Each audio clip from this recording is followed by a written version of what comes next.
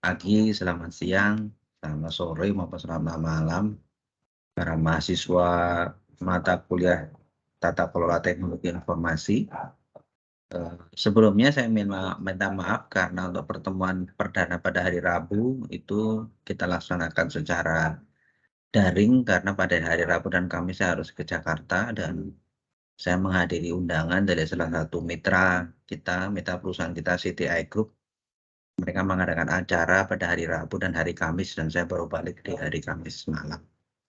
Jadi untuk pertemuan kita kali ini kita laksanakan secara daring. Kemudian ya semoga nanti pertemuan mendatang kita bisa laksanakan secara ketemu langsung ya di kelas. Oke, untuk agenda perkuliahan sudah saya masukkan di situs kuliah. Mungkin saya akan perlihatkan di sini ya untuk supaya ada beberapa hal yang mungkin betul kita ketahui. Beberapa mata kuliah pengganti juga yang harus Anda ketahui. Saya share dulu.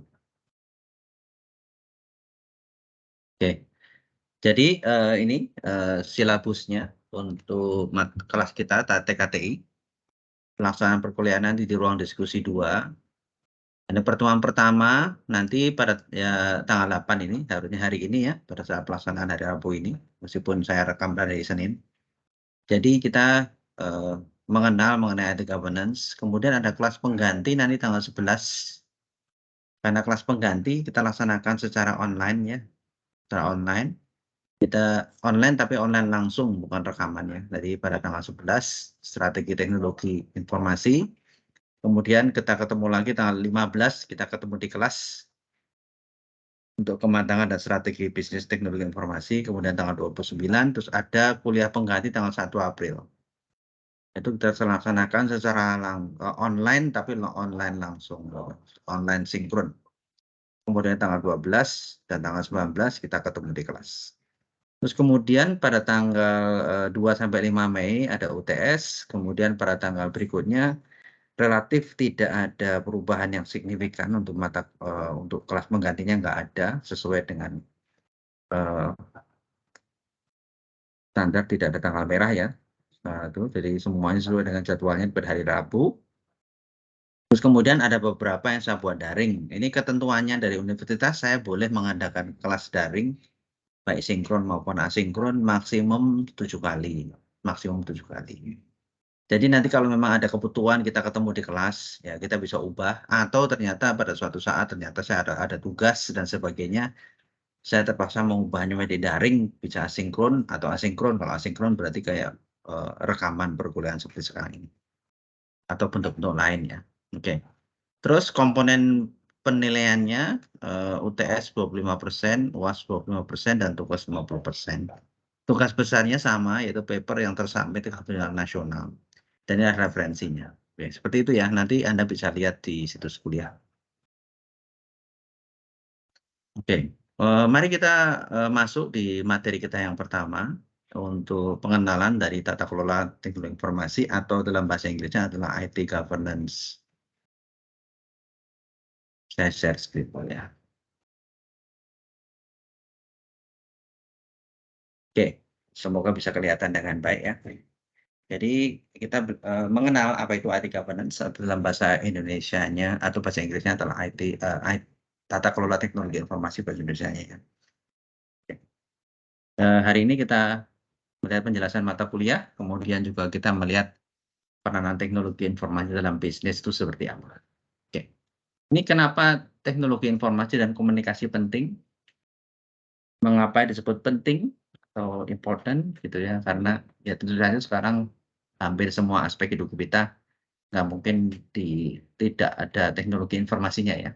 Termasuk dalam birokrasi, birokrasi dalam perusahaan, birokrasi dalam pemerintahan dan sebagainya.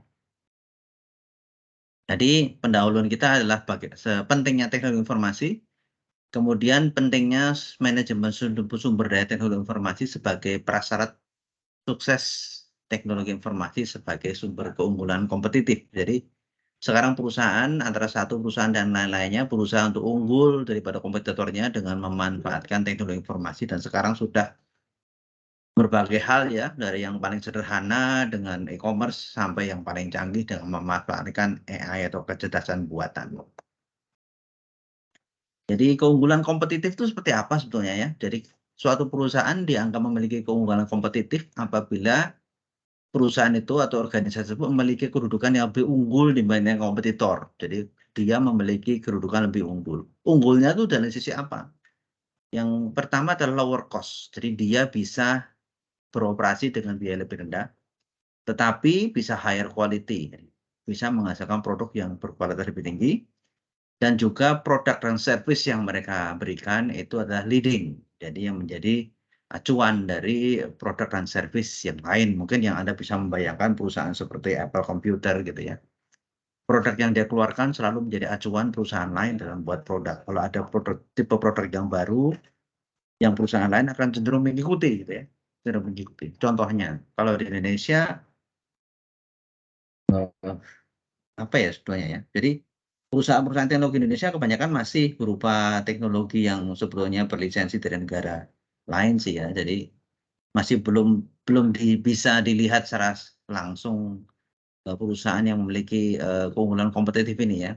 Kalau mungkin Anda bisa punya usulan yang mungkin bisa cerita nanti.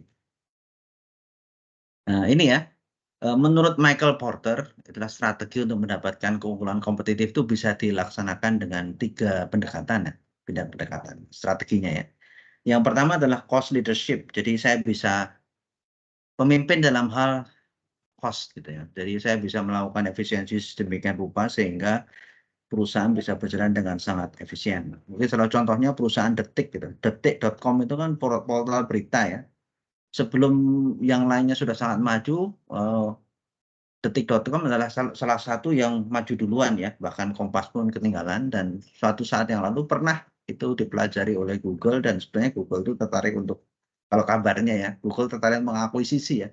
Mereka penasaran kenapa Detik.com itu dengan biaya yang begitu rendah bisa beroperasi dan bisa meraih bangsa pasar membaca berita yang besar. Nah, kalau Anda mungkin ketahui sekarang sudah masuk dalam grupnya itu ya, grupnya sama dengan satu grup dengan Net TV dan Trans Group dan sebagainya. Terus yang kedua adalah product differentiation. Jadi dia bisa membuat produk yang sebetulnya berbeda dengan yang lain ya. Jadi mendiferensiasi. Terus kemudian juga yang ketiga adalah produk fokus. Jadi produknya mungkin tidak menawarkan produk yang begitu banyak, tapi fokusnya ke produk-produk tertentu, tapi menjadi yang unggul. Untuk mencapai ketiga strategi tersebut, bisa memanfaatkan teknologi informasi. Jadi bagaimana, pertanyaannya adalah bagaimana peranan teknologi informasi dalam mendukung pencapaian keunggulan kompetitif tersebut ya. Oke, ini contoh-contoh mungkin investasi teknologi informasi dan komunikasi di Indonesia. Jadi kalau lembaga IDC International Data Corporation memproyeksikan bahwa belanja TIK Indonesia ini berapa tahun lalu ya, 443 triliun tahun 2018 itu sudah naik 70% dari tahun 17 dan tahun 2019 menjadi 465. Tahun 2020 sedikit turun ya karena pandemi, tapi diprediksi tahun 2021, 2022 seiring dengan semakin pulihnya dari pandemi akan naik lagi ya. Belanja layanan keuangan mencapai 23 triliun pada tahun 2022 ya. Padahal pada tahun 2017 masih 12 triliun rupiah. Dan kemudian dari 23 triliun itu 80%-nya dihabiskan untuk belanja teknologi informasi. Bidang-bidang apa saja yang dipakai pembelanjaannya, misalnya di bidang mobile app, mobile API, digital banking, lending as a service, automation, dan sebagainya itu ya.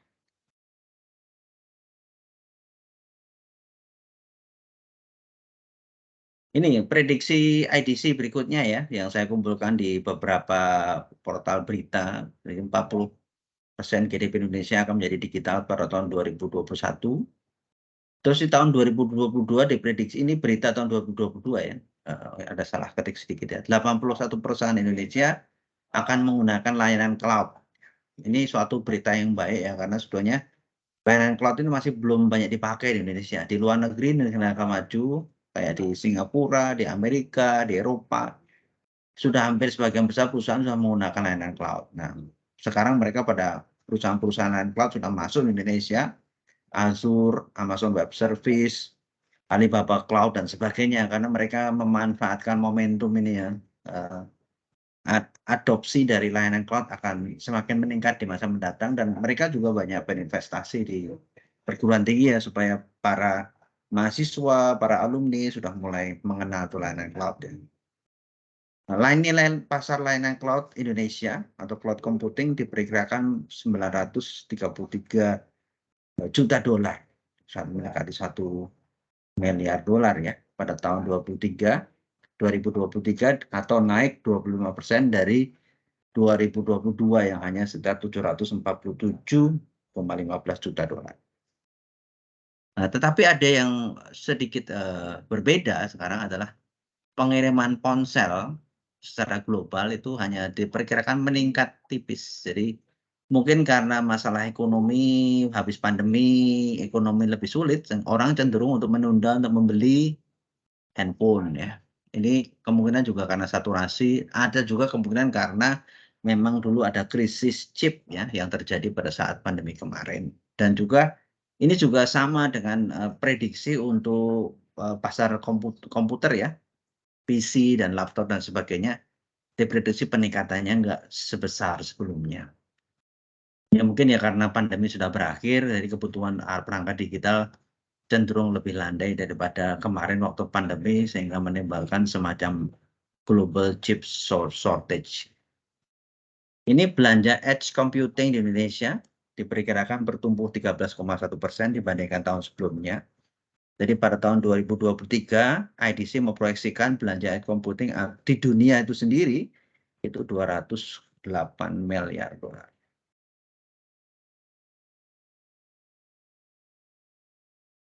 Ini beberapa prediksi IDC untuk future of connectedness di tahun 2022. Nah, sedikit kesalahan itu 2022 ya. Jadi ini beberapa prediksi, ada 10 prediksi ya. Prediksi yang pertama pada tahun 2024, 75% perusahaan akan memanfaatkan API berbasis cloud untuk membuat aplikasi keterlibatan pelanggan yang mengintegrasikan platform ini ya, IaaS maupun PaaS, platform as a service, dengan opsi multi saluran untuk meningkatkan pengalaman. Terus kemudian prediksi 2, pada tahun 2025, 50% organisasi digital akan menambah cloud first sebagai pabrik jaringan multi akses nirkabel pertama menggunakan beragam teknologi untuk kasus penggunaan yang bersifat kritis dan berdampak pada kelangsungan bisnis mereka. Jadi nanti cloud diprediksi menjadi yang terdepan ya, dan perusahaan-perusahaan akan berlomba-lomba menawarkan akses ke cloud sebagai salah satu cara untuk bisa melayani pelanggan dengan baik. Terus kemudian pada tahun prediksi ketiga ini, pada tahun 2025 hanya 50% organisasi akan mendapatkan manfaat dari penggunaan 5G. Jadi teknologi 5G di luar negeri sudah sangat maju, di Indonesia masih di awal-awal ya. Ini karena apa? Karena hanya 30% karena adanya fragmentasi dan kurangnya kepemimpinan antara konektivitas teknologi dan penyedia layanan terkelola. Sekarang aja tahun 2023 di Indonesia sudah banyak ponsel 5G, sudah ada layanan 5G, tapi masih sangat sedikit sekali. Kemudian prediksi 4, pada tahun 2026, 40% perusahaan akan menggandakan investasi di ruang digital yang terkoneksi untuk meningkatkan produktivitas, meningkatkan kolaborasi, dan meningkatkan efisiensi energi. Terus yang kelima, tahun 2024, 50% perusahaan besar akan menggunakan layanan cloud wide access network dari para hyperscaler dalam jaringan mereka, baik secara langsung maupun tidak langsung. Ini bertujuan mendorong perusahaan telekomunikasi lebih jauh ke peran integrator layanan. Jadi perusahaan teknologi nanti akan sebagai integrator layanan. Yang keenam, pada tahun 2027, Metaverse akan mencapai 75% dari pertumbuhan lalu lintas media tahunan di internet. Jadi diprediksi tahun 2027 ya metaverse sudah booming gitu ya. Kasus penggunaan konsumen dan bisnis akan mendorong peningkatan permintaan bandwidth. Yang ketujuh, pada tahun 2023, 40% perusahaan akan mendapatkan manfaat dari efisiensi operasional yang dioptimalkan, peningkatan keamanan, dan pengurangan biaya jaringan dan memanfaatkan SD-WAN dan keamanan untuk jaringan dan keamanan yang dikelola cloud. Terus prediksi ke-8, pada tahun 2024, 30% perusahaan akan memperluas perhatian jaringan di seluruh tim IT utama, misalnya SecOps, DevOps, dan ALOps, dengan memperluas pengembangan keterampilan persyaratan jaringan dan interaksi NetOps. Prediksi ke-9, pada tahun 2026, 40% perusahaan akan tertinggal dalam melaksanakan strategi konektivitas yang tangguh karena kekurangan anggaran. Transformasi tempat kerja menjadi kebiasaan baru bagi pelanggan, pemberi kerja, dan mitra. Terus kemudian pada prediksi ke-10, pada tahun 2027, 80% dari perusahaan G2000 akan membutuhkan satelit orbit rendah untuk menutupi kesenjangan dalam jangkauan jaringan untuk lokasi yang terpencil, pedesaan, dan berisiko tinggi. Ini contoh-contoh prediksi yang dibuat oleh IDC pada tahun 2022 untuk sampai ke beberapa tahun mendatang, sampai ke tahun 2027 dan seterusnya. Kita bisa melihat bahwa beberapa tren yang berkembang sekarang, metaverse, kemudian cloud, dan sebagainya. Meskipun ini prediksi-prediksi kelihatannya optimistik ya, mungkin ada beberapa yang menunjukkan adanya beberapa perusahaan ketinggalan, tetapi beberapa fakta yang kita temui juga di Indonesia yang harus kita ketahui ya. Kita lihat bagaimana sih, sebelumnya kita ini, untuk pemerintah seperti apa ya. Jadi kalau pemerintah pada tahun 2022 itu, anggaran teknologi informasi dan komunikasi itu sebesar 27,4 triliun. Tahun 2022 yang kemarin ya. Ini terdiri dari 24 triliun belanja pusat dan 3,4 triliun belanja daerah. Terus kemudian untuk tahun 2023, Kominfo itu sendiri mendapatkan pagu anggaran 18,4 triliun. Sebagian besar anggaran ini dimanfaatkan untuk pembangunan infrastruktur digital di Indonesia, termasuk membuat BTS di daerah-daerah terpencil dan sebagainya. Ya mungkin yang perkembangan terakhir ternyata ada dugaan korupsi itu ya, yang sedang diselidiki oleh KPK atau Kejaksaan Agung itu yang mungkin sesuatu drawback atau kemunduran yang harus kita lihat.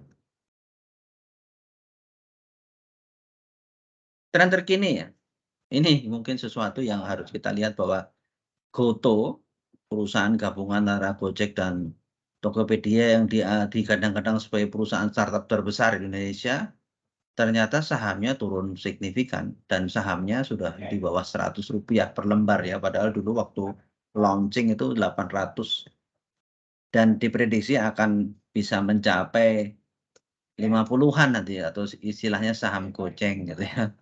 Jadi ini juga kita waspadai bahwa ternyata perusahaan yang besar seperti itu juga ternyata untuk investor bukan suatu suatu hal yang menarik karena ternyata mereka rugi juga. Terus kemudian ini ya sesuatu yang lagi heboh, ChatGPT.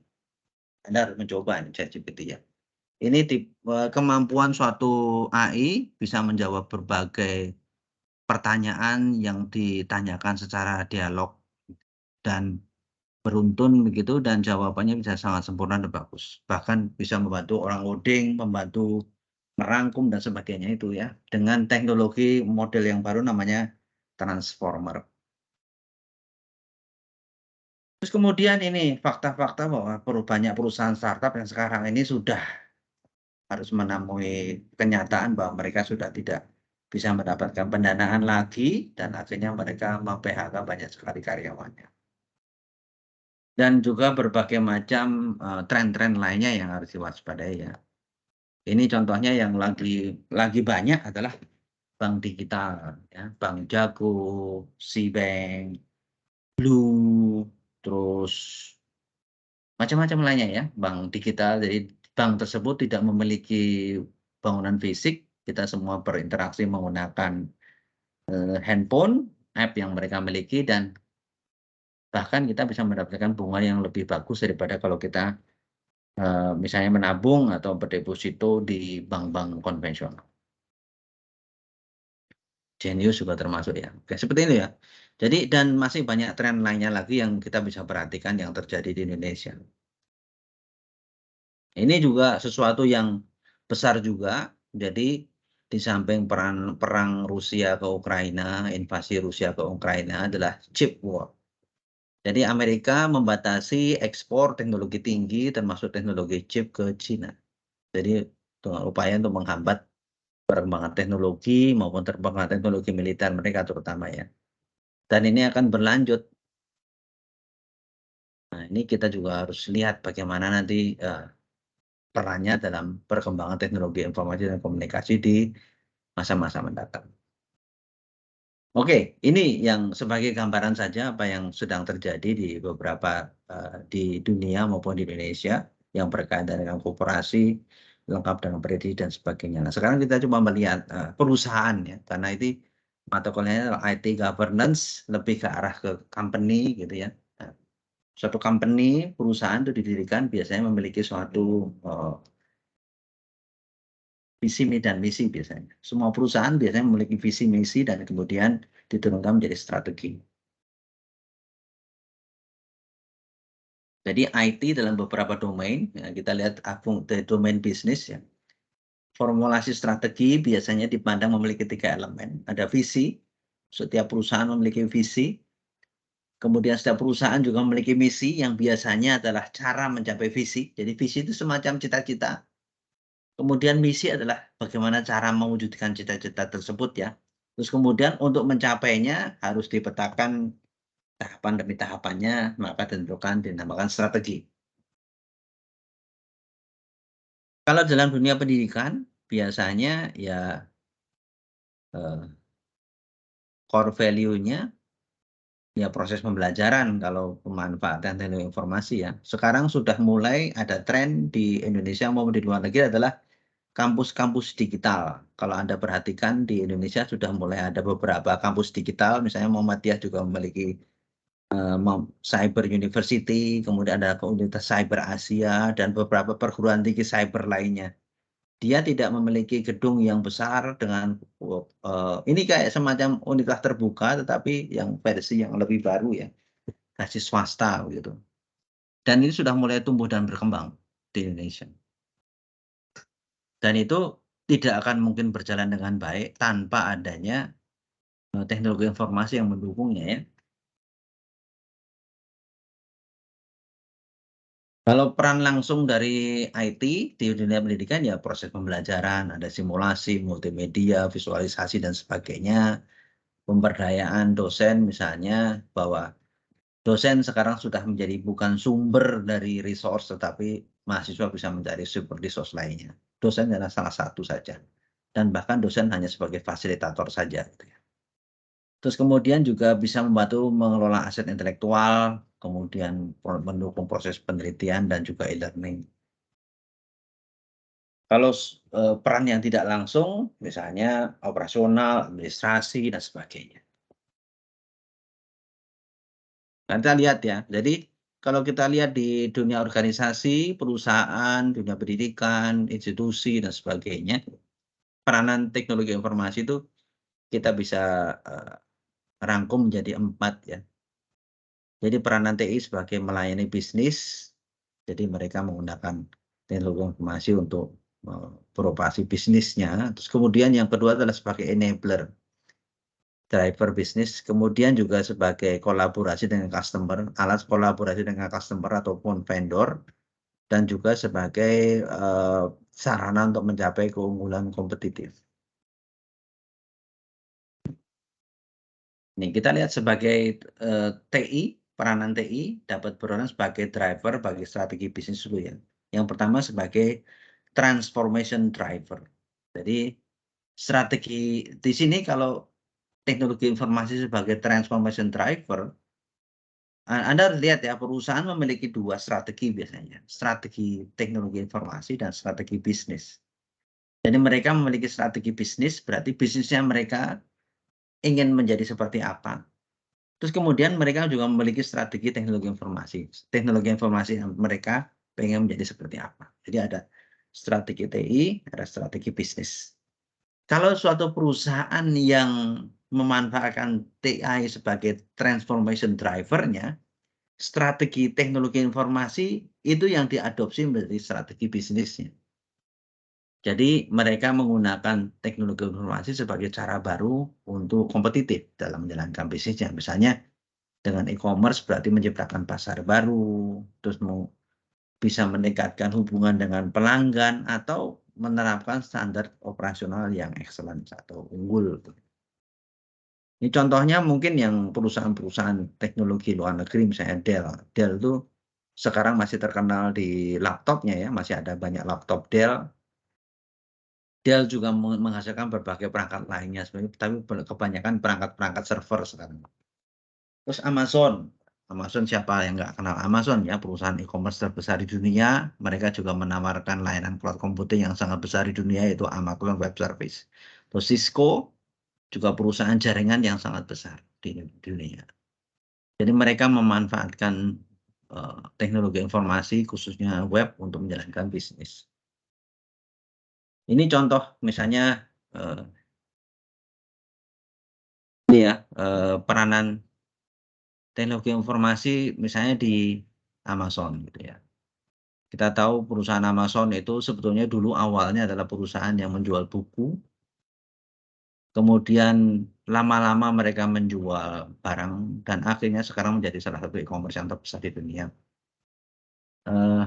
Amazon itu didirikan dulu, mereka itu selama 20 tahun mereka sebenarnya merugi loh ya. Mereka tuh baru untung setelah 20 tahun. Jadi kenapa perusahaan-perusahaan e-commerce sekarang itu mereka masih merugi nggak apa-apa, karena mereka melihat Amazon aja butuh 20 tahun untuk untung ya, gitu ya. Nah ini contohnya. Jadi mereka tuh memiliki visi misalnya to be Earth's most customer-centric company, to build a place where people can come to find and discover anything they might want to buy online.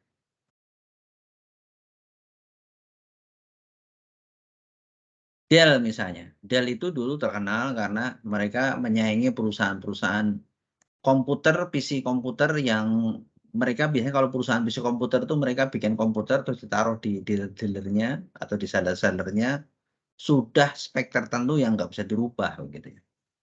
Dell itu dulu waktu pertama kali mereka mulai masuk ke bisnis, mereka menawarkan bahwa komputer bisa di-custom dan mereka tinggal perusahaan customer bisa telepon, mereka bisa meng-custom komputernya dan kemudian hasil custom itu dikirimkan ke konsumen tanpa harus ada retailer gitu ya, retailer. Berarti otomatis kan ada peran pihak tengah ini yang dihapuskan. Jadi untuk yang transformation enabler adalah kemampuan IT untuk menghubungkan orang dan proses yang melingkupi antar organisasi hingga organisasi mampu menciptakan pasar baru atau segmen pelanggan baru. Atau bisa menciptakan proses baru.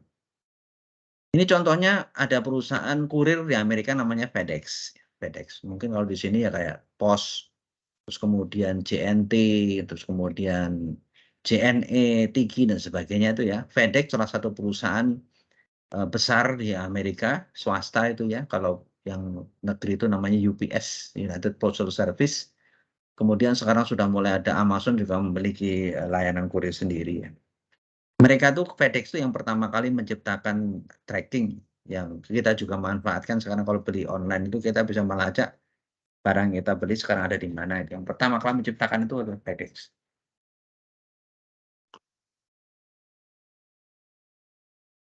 Oke. Terus yang kedua, disampaikan sebagai transformation driver. Tadi kan transformation driver ya. Terus kemudian kalau yang FedEx itu contoh transformation enabler. Transformation enabler. Terus yang peran yang ketiga adalah ini contohnya enabler dalam e-business sebagai disintermediation, bisa reintermediation atau hypermediation maupun e-flow mediation. Ini contohnya misalnya enabler dalam bisnis sebagai disintermediation. Jadi kalau biasanya dari manufacturer ke customer itu melewati beberapa tahapan ya, wholesaler dulu, pedagang besar. Kemudian ke distributor, kemudian baru retailer, baru terima oleh konsumen. Pada itu sebenarnya mereka mendapatkan untung ya, sedikit demi sedikit, akhirnya customer membayar semua nih keuntungan-keuntungan sampai level manufacturer. Mungkin Anda mungkin nggak perlu kaget ya, kalau kita beli handphone kita berharga 2 juta, itu sebetulnya harga di pabriknya mungkin 1 juta saja. Tapi 1 jutanya lagi pajak, terus kemudian berbagai macam keuntungan di intermediary itu ya.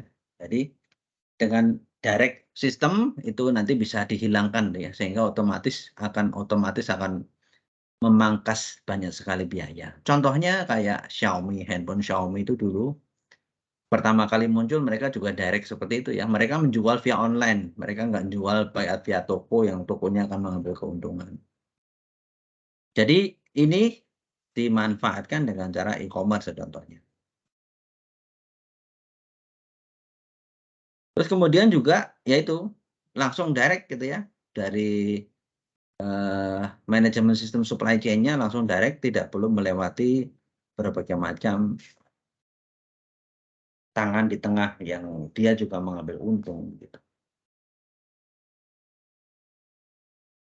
Jadi dia menghilangkan ya, ada yang versi re-intermediation itu yang tengah-tengah juga dihilangkan, atau hypermediation.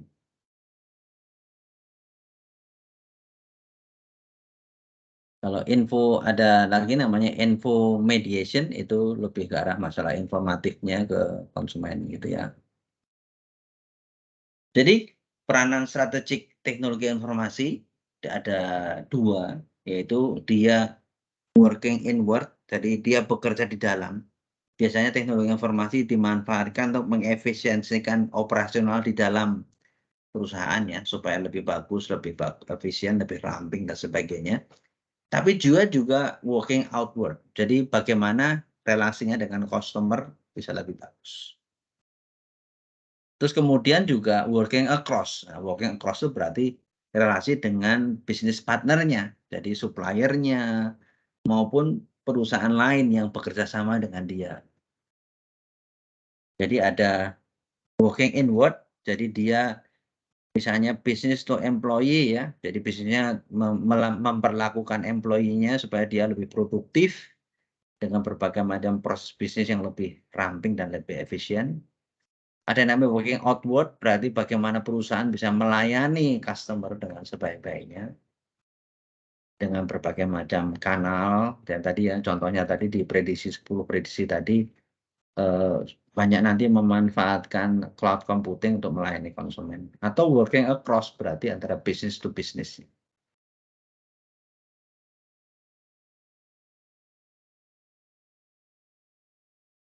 Peranan teknologi informasi dalam komunikasi, dalam organisasi, peranan IT dalam organisasi. Jadi IT sebagai pendukung atau penunjang operasional. Jadi IT bisa sebagai pendukung atau penunjang operasional. IT sebagai pemampu atau enabler dan atau IT sebagai penggerak atau driver. Nah, biasanya ada gap ini dia, ada gap antara IT sama bisnisnya. Kalau Anda perhatikan tadi saya ulangi lagi bahwa perusahaan biasanya memiliki strategi bisnis. Ya, perusahaan juga memiliki strategi IT. Nah, kadang-kadang strategi bisnis tidak klop dengan strategi IT-nya. Kadang-kadang. Jadi adanya gap antara IT dan bisnis biasanya menjadi isu utama. Jadi perlu ada semacam alignment atau keselarasan bagaimana antara bisnis dan teknologinya selaras begitu ya. Bayangkan misalnya perusahaan yang berstrategi bisnis mereka menjadi nomor 1 di bidangnya begitu ya, dengan menargetkan misalnya customer-nya meningkat 10 kali lipat tahun depan gitu ya. Bayangkan kalau misalnya sekarang customer-nya 1 juta, mereka sudah memiliki layanan yang baik melayani 1 juta, berarti kan tahun depan harus melayani 10 juta orang. Kalau 10 juta orang kalau IT-nya nggak sinkron dengan strategi bisnisnya, nah bagaimana bisa melayani customer dengan baik begitu. Jadi harus ada keselarasan ya antara keduanya. Nah, di sini ada definisi keselarasan. Keselarasan bisnis dan IT merujuk pada penerapan teknologi informasi dengan cara yang tepat, sejalan dan dengan strategi, tujuan, dan kebutuhan bisnis atau organisasi. Itu menurut Luqman ya. Jadi keselarasan harus dipandang dalam dua sisi, yang dua-duanya saling melengkapi. Jadi bagaimana IT diselaraskan dengan bisnis, dan juga bagaimana bisnis juga harus diselaraskan dengan IT. Ini definisi keselarasan menurut researcher yang lain ya, the degree to which the IT mission, objective, and plan support and are supported by the business mission, objectives, and plan. Atau yang menurut Henderson and Ventaraman adalah fit and integration among business strategy, IT strategy, business infrastructure, and IT infrastructure. Jadi manajemen information system yang efektif membutuhkan keseimbangan dan keselarasan efektif terhadap 4 domain ini. Nanti kita melihat ada 4 domain ya. Jadi di samping ada strategi IT, ada strategi bisnis, di bawahnya nanti ada infrastruktur IT dan juga infrastruktur bisnis. 4 domain itu seperti itu. Mengapa keselarasan penting? Nah ini saya mengambil di tahun 2020 ya menurut Tech IELTS ini, Tech IELTS.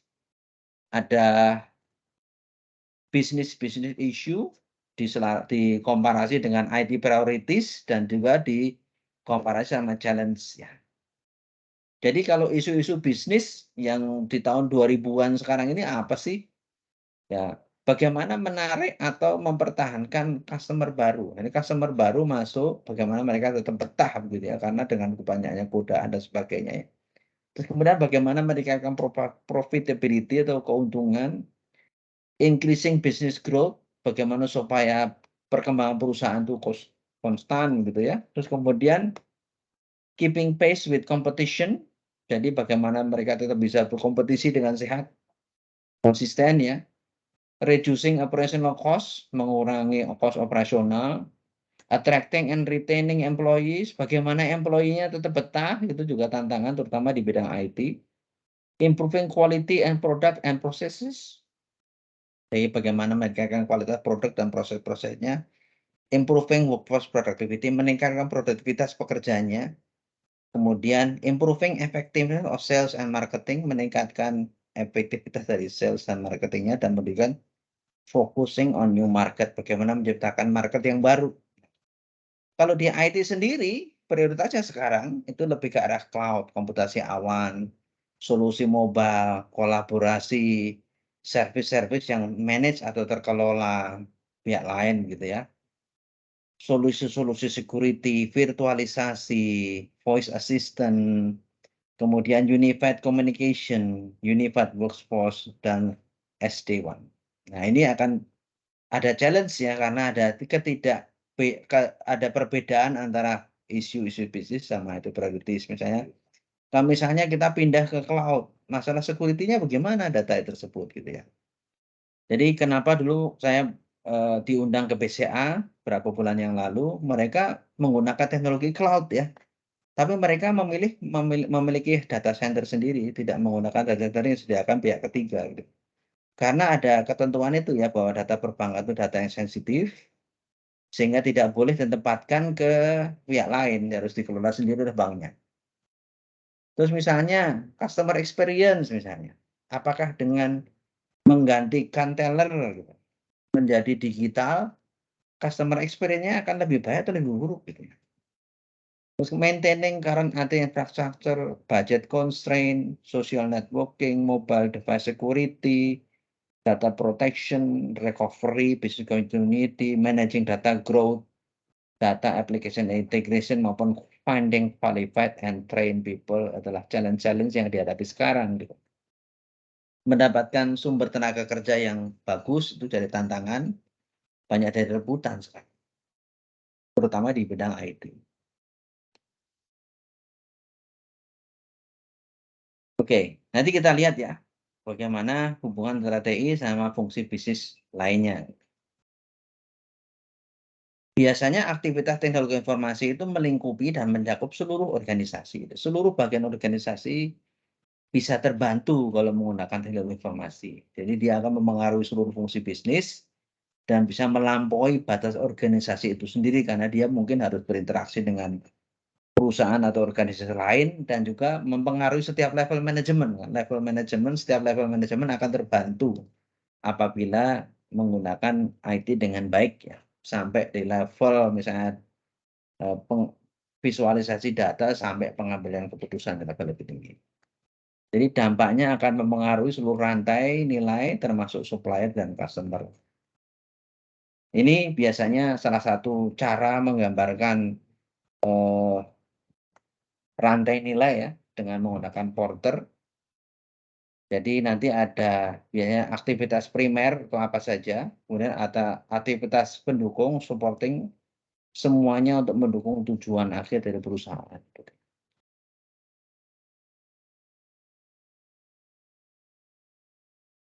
Oke. Ini yang bisa saya ceritakan yang berhubungan dengan materi kita yang pertama ya, tentang pengenalan IT governance gitu, IT governance. Jadi kita sudah mencakup berbagai hal di sini. Kemudian silakan nanti, baca-baca lebih lanjut mengenai IT governance, banyak resource yang Anda bisa dapatkan dari, eee, YouTube maupun sumber-sumber lain. Nanti waktu kita ketemu lagi nanti di hari Sabtu pada tanggal 11, kita bisa membahas atau mengulang kembali materi kita, hari Rabu ini, dan juga kita menambah lagi dengan materi baru, dan kemudian kita bisa berbincang-bincang strategi ke depan seperti apa. Jadi mohon maaf sekali lagi untuk pertemuan pertama kita kali ini masih bersifat rekaman, jadi sifatnya asinkron karena ada tugas di Jakarta.